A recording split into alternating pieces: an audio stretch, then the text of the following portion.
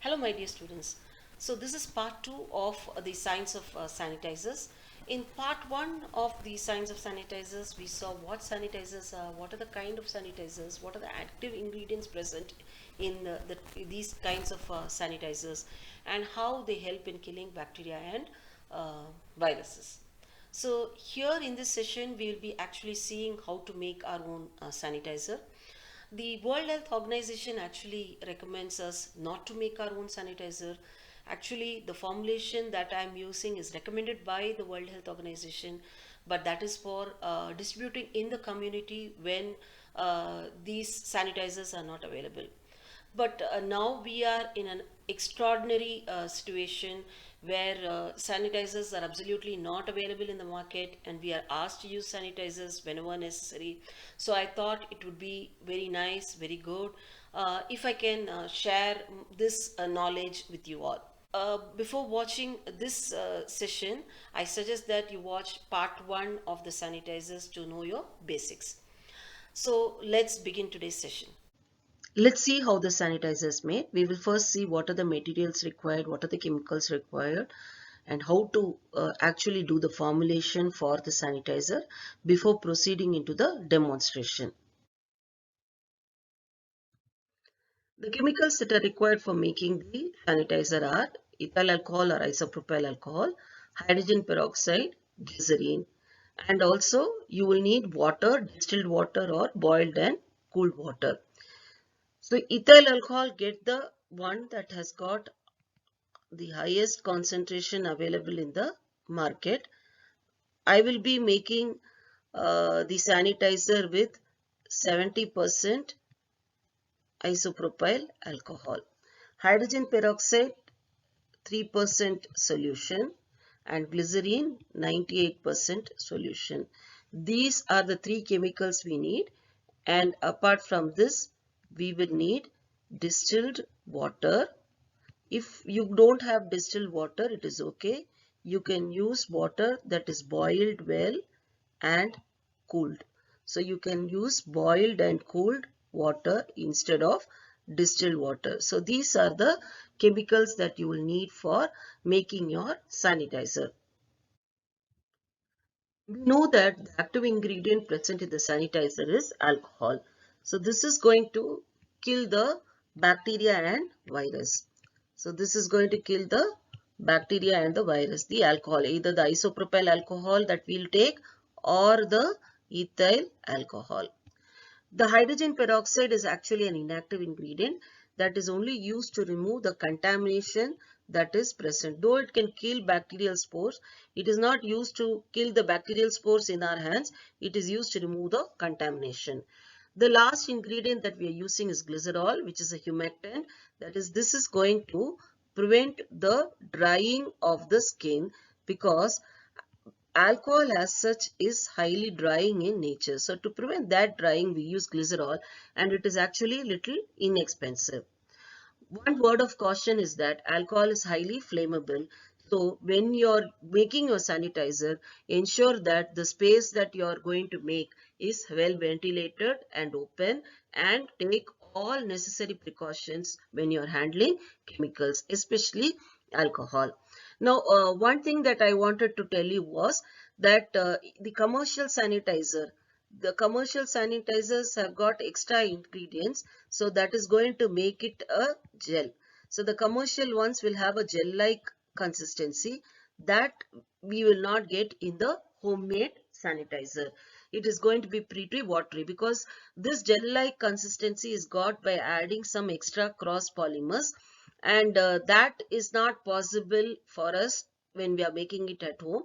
So it is going to be a pretty watery sanitizer, but if you have the right amount of alcohol, it is going to be as effective as the store bought one. So the sanitizer that we will be making is according to the formulation recommended by the World Health Organization, WHO, and it is for making 10 liters. The link to this formulation, from where I got the formulation, is given here. You can go and have a look at it.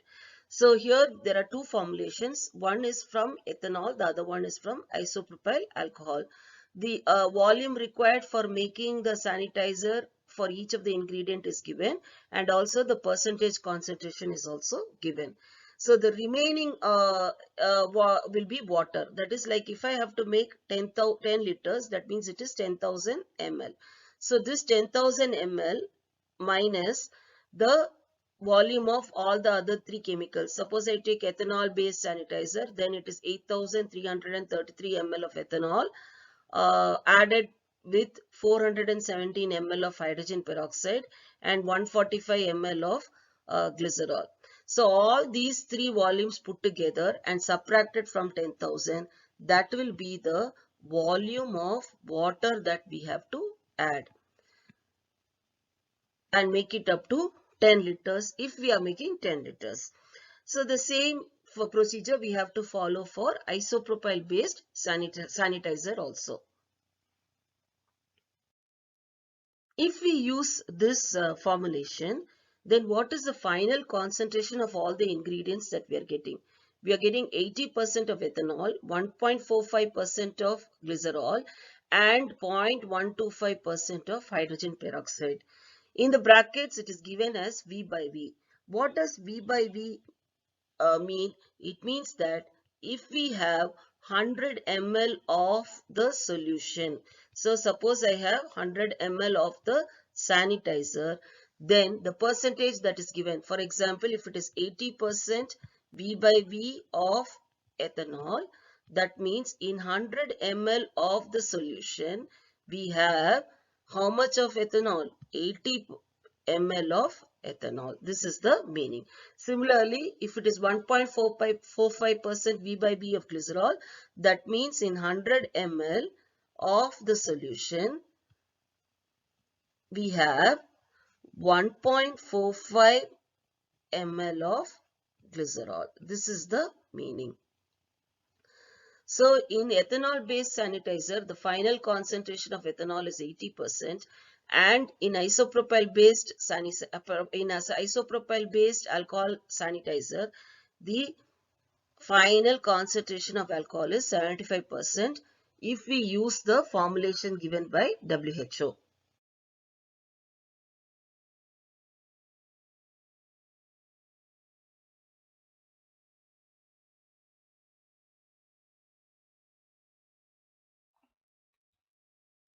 But we are not going to make 10 liters of the sanitizer. We will be making only 100 ml of the sanitizer. And if you are lucky enough, and if we can get the original concentration of ethanol, that is 96% ethanol, then you can make a sanitizer with final concentration of alcohol to be 80%, and the volume to be taken for 100 ml of the sanitizer. For making 100 ml of the sanitizer, I have mentioned here. I have given the formulation for making the ethyl alcohol based sanitizer for 100 ml of the sanitizer. So we saw that for making 10 liters of the sanitizer, we needed 8,333 ml of ethanol. This is for what? This is for making 10 liters, that is for making 10,000 ml. So if I need for 100 ml, what should I do? I just have to do my math. So it is 100 upon 10,000 into 8333. So this will work out to be 8333 by 100. That is, it is 883.33 ml. So this is what I have done. I have just divided the volumes that we needed for 10 liters by 100 to get the final volume. In the same way, this is the table that shows you the required volumes of isopropyl alcohol, glycerol and hydrogen peroxide and also water if we are making 100 ml of sanitizer from isopropyl alcohol. And the original concentration of isopropyl alcohol is 99.8%. Now the problem that we face is that we are not able to get the alcohol of the required concentration, that is either 96% pure ethanol or 99.8% pure isopropyl alcohol in the market. So what do we do then?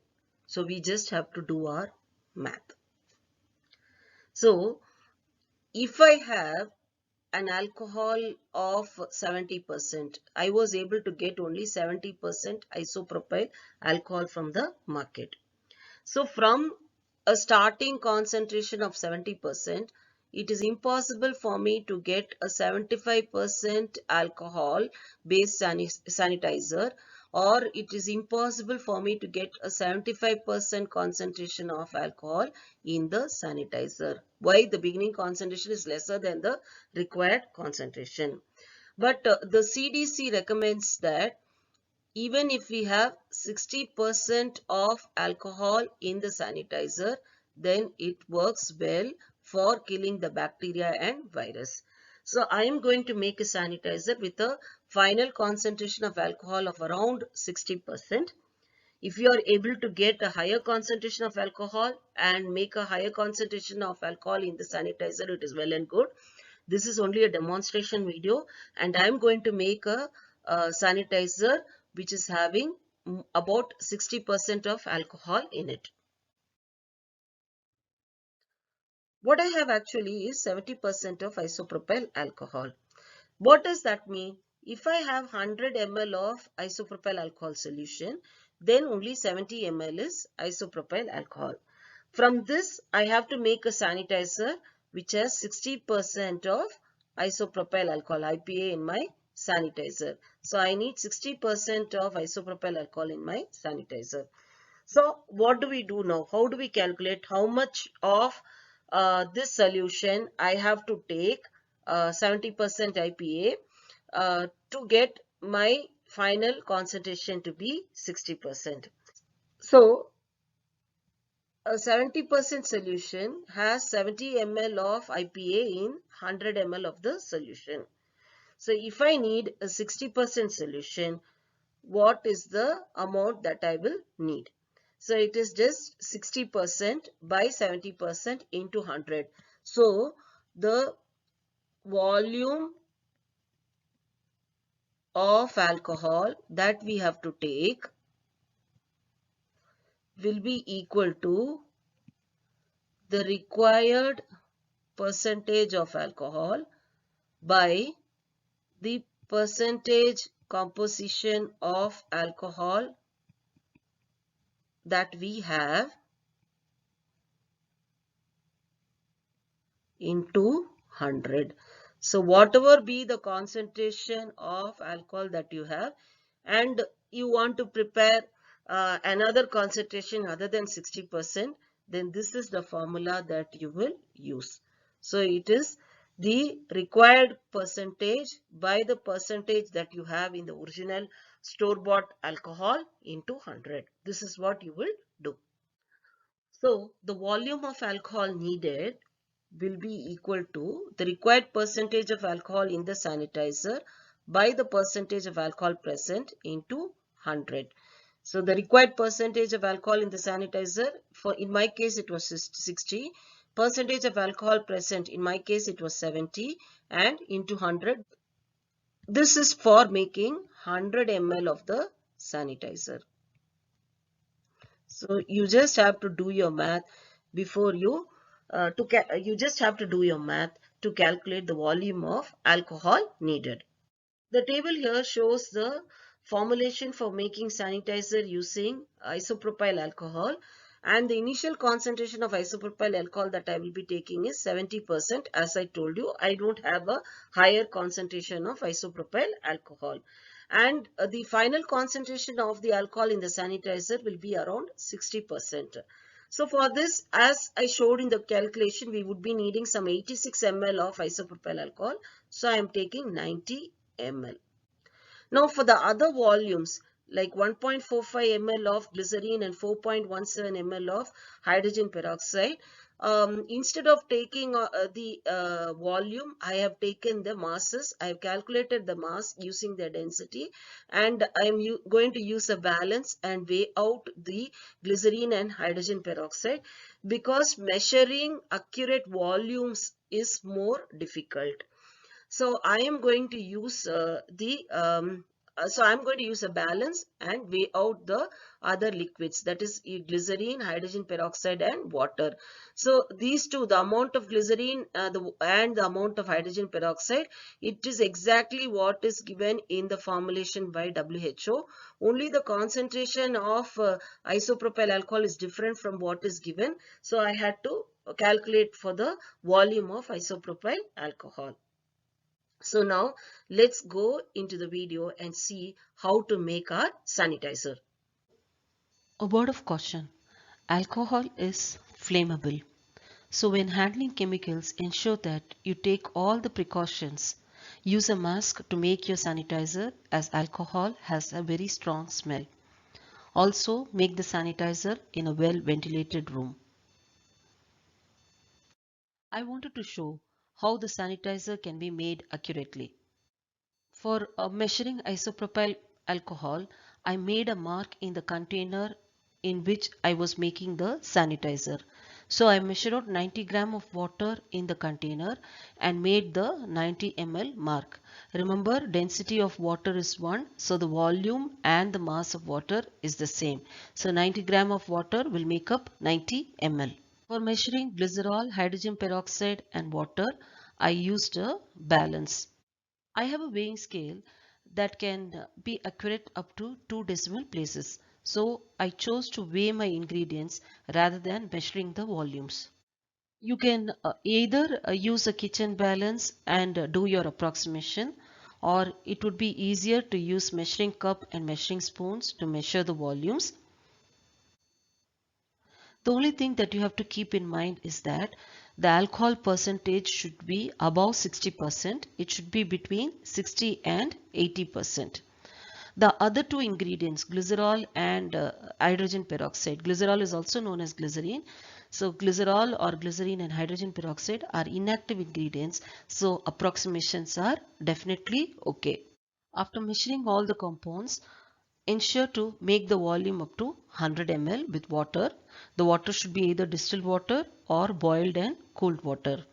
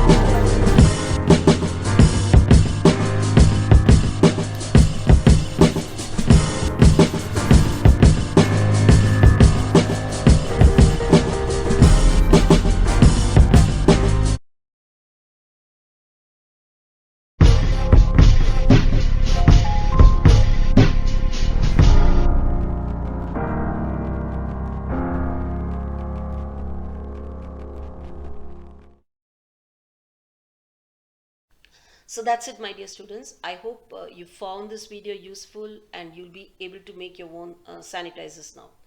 But again, I'm cautioning you to take all the necessary safety precautions if you're making your own sanitizers, because chemicals, no doubt, are very useful to us, but they can also be very harmful if you're not using them properly and taking the proper safety precautions.